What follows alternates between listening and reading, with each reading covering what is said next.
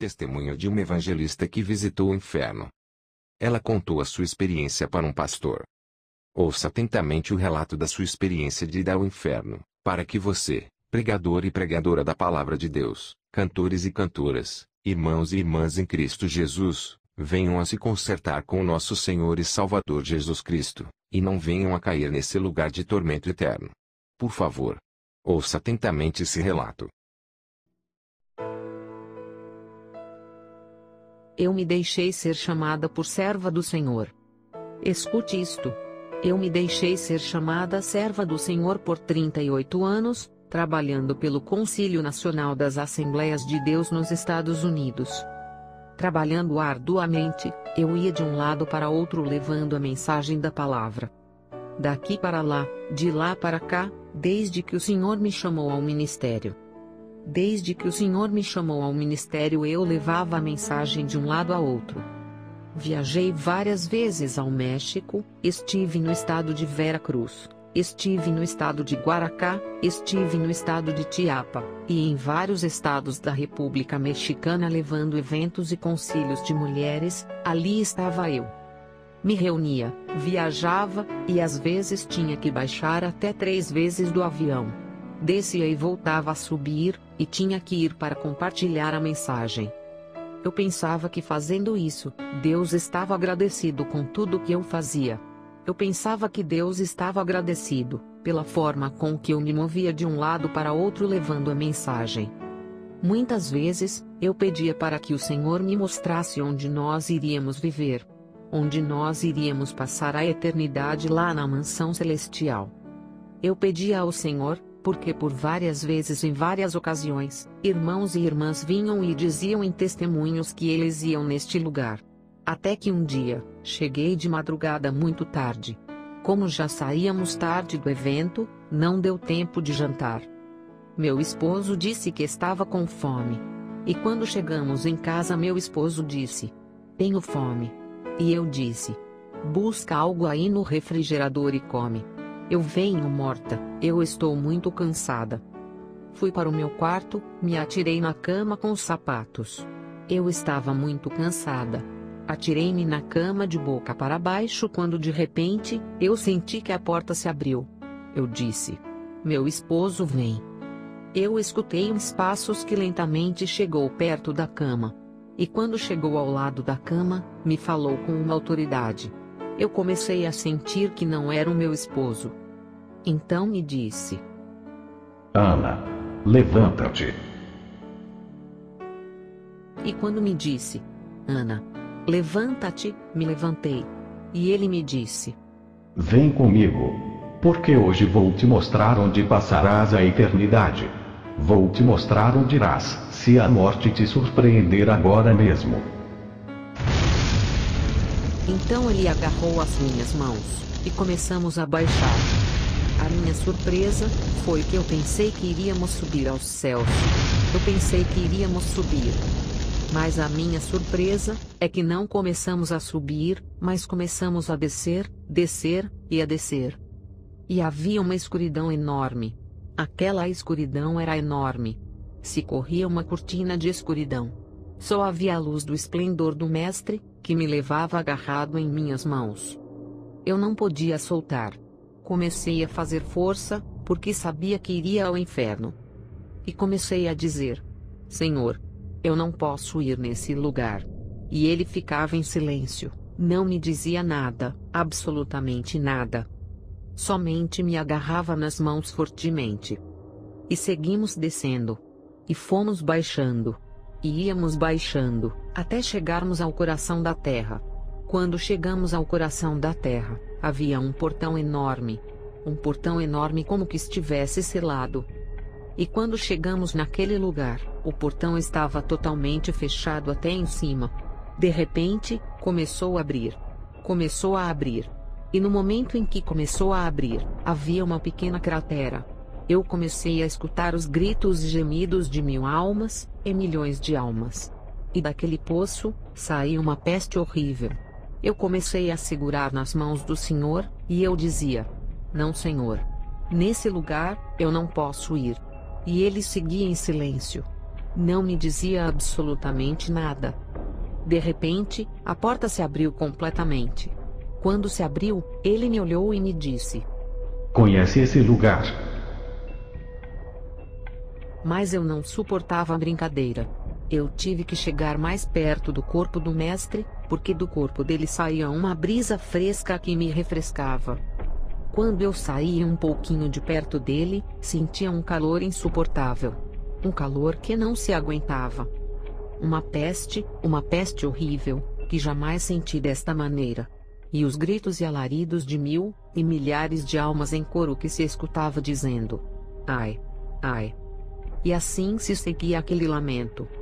De repente, o Senhor continuou me olhando e me disse: Conhece este lugar? Eu lhe disse: Senhor, eu nunca vim nesse lugar. Mas por tua palavra, eu entendo que é o inferno. E o Senhor me disse: Certamente é o inferno. Aqui vêm todos os que cometem pecados, aqui vêm todos os que cometem maldades, aqui vêm todos os mentirosos. Todos os que cometem pecados vêm a este lugar. Todos aqueles que não se arrependem e não me recebem como seu Salvador. Eu fiquei em silêncio, e comecei a dizer: Senhor, não posso vir neste lugar. E o Senhor disse: Olha, este lugar te pertence, este lugar é teu. E quando me disse que aquele lugar era meu, eu comecei a dizer: Não, Senhor. Estás equivocado. Eu sou tua serva. Lembra? Te sirvo há 38 anos, e faz pouco tempo que eu cumpri 38 anos de serviço. 38 anos te louvando. 38 anos pregando a tua palavra, 38 anos levando a tua mensagem em diferentes partes. Tu sabes o quanto te servi. E quando eu dizia ao Senhor: Tu sabes o quanto te servi, ele movia a sua cabeça dizendo que sim. Mas quando dizia que eu era a sua serva, ele movia a cabeça dizendo que não. E eu disse: Senhor, por que dizes que eu não sou a tua serva? E o Senhor me disse: Agora eu vou te explicar. Como diz tu que és a minha serva? Como diz tu que me louvava e me glorificava? Olha que você se esqueceu de que quando tu pregavas uma coisa, falava uma coisa e vivia outra. Tu dizias uma coisa por detrás do púlpito, e tu vivias uma outra coisa. Por isso cremos, amados irmãos, que porque pregamos, cantamos no grupo, cantamos no coro da igreja somos salvos. Isso não é certo. A salvação inclui algo mais profundo que a santidade. Sem santidade ninguém verá o Senhor, diz a palavra. Então ele me dizia, e eu começava a chorar. E quando comecei a chorar, era porque havia remorso no meu coração. Já não pude mais levantar a cabeça e dizer que eu era a tua serva. O Senhor começou a dizer: Olha, Ana. Eu gostava como pregavas, eu gostava de como tu ias de um lado para outro levando a mensagem, gostava porque você levava a mensagem daqui para lá, isto me agradava, mas você falava uma coisa e vivia outra. Ele continuou a me dizer: Olha, Ana, eu quero te mostrar algo. E de repente se pôs um telão, assim como se estivesse sendo transmitido em um disco ali. Eu via nessa tela uma prostituta. Como vivia uma prostituta. Ele me dizia: Olha, Ana. Olha essa prostituta. Olha essa prostituta. E olha agora como é que você subia nos altares. Irmãos, certamente às vezes eu subia no altar para pregar com calça comprida. Eu subia para pregar com shorts. Subia para pregar com saias longas, mas rachadas até em cima do joelho. Às vezes, eu subia para pregar com blusas decotadas, nada mais que um véu em cima para tampar. Eu olhava na tela, assim subia eu. O Senhor começou a dizer: Como tu dizes que é a minha serva? Como tu dizes que me louvava, me glorificava, e que és minha filha, se tu te vestes como uma prostituta? Tu te vestes igual a uma prostituta. Muitos de vocês podem dizer agora: Irmãos, isso não é possível. Eu quero que escutes bem. E ele continuava a me dizer: Você se lembra que eu te dei um cabelo longo? Lembra, Ana, os cabelos longos castanhos que te dei? E tu cortaste e pintou de diferentes cores. É certo, irmãos. Eu havia cortado os meus cabelos e havia pintado. Às vezes, eu andava 6 meses com uma cor, e outros 6 meses com o cabelo de outra cor. E eu chegava na igreja. Meu pastor me dizia: "Olá, irmã Ana. Que bonito esse look. Ficou precioso." Eu pensava que, como agradava ao meu pastor, eu também agradava a Deus. A Bíblia nos diz que estamos aqui para agradar a Deus, e não para agradar aos homens. Esta noite, pode ser que isso seja duro, mas o Senhor me dizia: Olha, Ana, o que eu mais demando no meu povo é o vestuário. Eu demando do meu povo o vestuário, e olha como anda o meu povo. De repente começou a me mostrar como as pessoas iam nos bares, nas boates, como iam nas discotecas, e nos lugares de rock. Como entravam ali nesses lugares, as jovens de saias curtas, calças apertadas que pareciam que haviam colocado 3 em 1 para poder vestir. Com saias e shorts cortados até em cima, e via como entravam nas boates e centros noturnos. E o Senhor me mostrou e me disse: Olha e veja como anda o meu povo da mesma maneira. Da mesma maneira, assim como entram nas boates, assim entram nas igrejas. Assim estão nas igrejas. Olha como está o meu povo. Olha como vivem. Olha como o meu povo está. Olha a condição que vive a minha igreja. Meus irmãos, eu tive que abaixar a cabeça, e já não podia dizer que era a serva dele. Já não podia dizer que eu não deveria ir ao inferno. Já não haviam mais palavras para eu me desculpar diante do Senhor. A única coisa que fiz foi abaixar a cabeça. E compreendi que a mim pertencia o inferno. Comecei a sentir vergonha, e o Senhor começou a dizer: Você se pintava igual a uma prostituta, e eu quero te dizer que o meu povo tem que ser diferente. De 10.000 no mundo, um tem que ser diferente. Aquele que louva e dá glórias ao meu nome, porque o meu povo tem que fazer a diferença. E nesse momento, o Senhor começou a caminhar para dentro daquele lugar, e perto daquela cratera, diante daquele poço profundo que havia, onde saía uma fumaça que pesteava a enxofre. E eu já não suportava. E eu tive que caminhar ao lado do mestre. Ele começou a me mostrar: Irmãos, tudo ali é vermelho vivo. Ali, não há descanso nem de dia nem de noite. Tudo ali é um calor insuportável. Ali, tem um cálculo de 3.800 graus de temperatura. Não tem como suportar. Se cair um pedaço de ferro, derrete. Se cair um pedaço de ferro, se fazem nada, porque não se suporta as chamas nesse lugar. Ali, estão as almas atormentadas no fogo.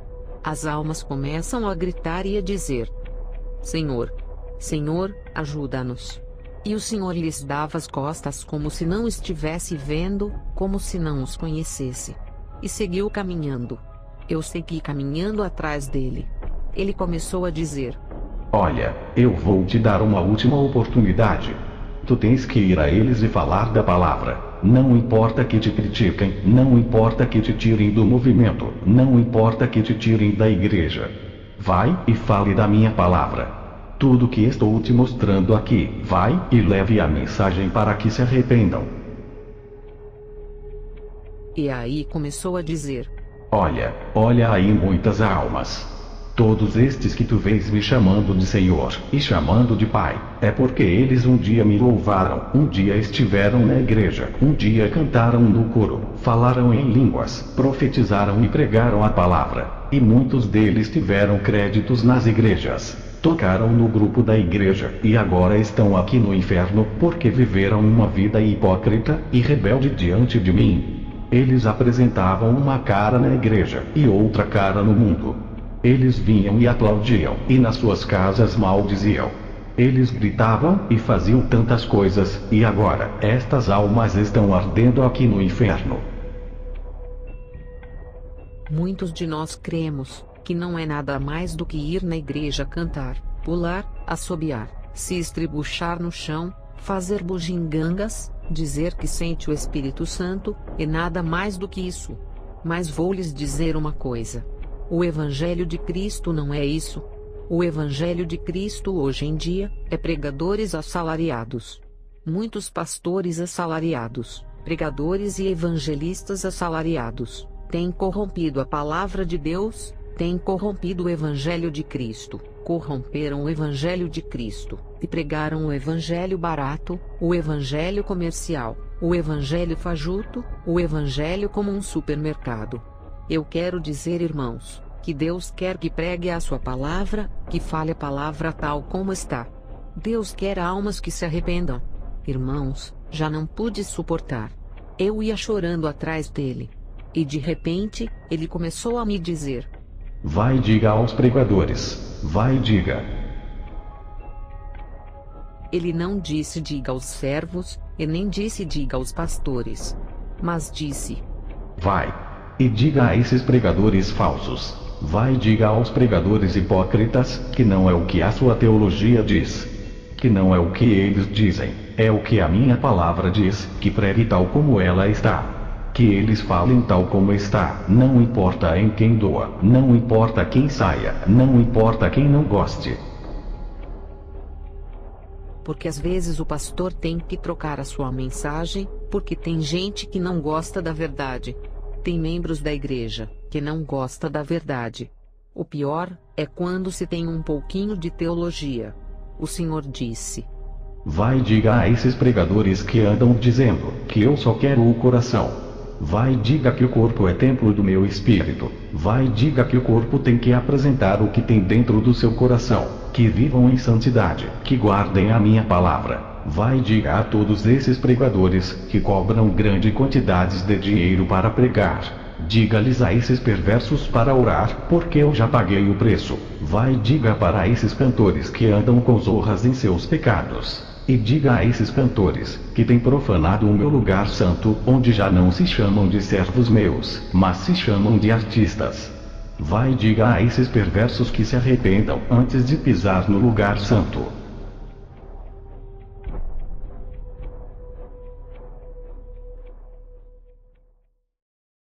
Testemunho de uma evangelista que visitou o inferno. Ela contou a sua experiência para um pastor.